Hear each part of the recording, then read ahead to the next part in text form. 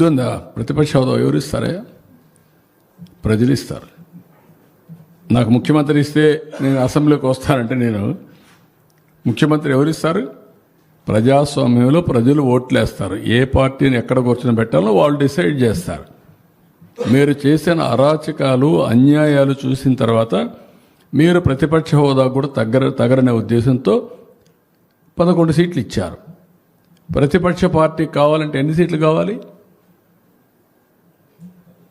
18 కావాలి. 18 ప్లస్ 19 కావాలి.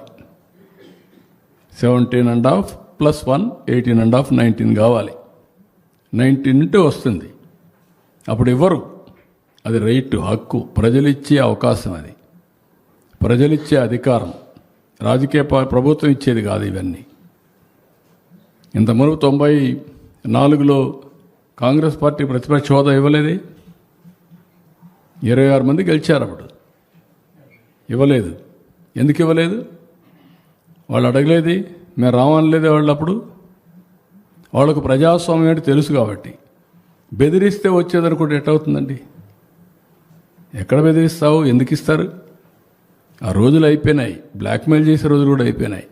ఇంకా మళ్ళా గొలగరాయి డ్రామా, కోడికత్తి డ్రామా, గొడ్డల వేటు డ్రామా. గొడ్డల వేటు, గుండెపోటు నేను నమ్మాలా?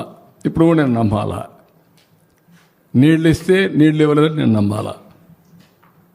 ఎరువు ఇస్తామంటే ఎరువు ఇవ్వలేదని మీరు హైజాక్ చేస్తే మేము మిమ్మల్ని రైతు ఉద్యమంగా భావించి మీకు జోహార్లు కొట్టాలా?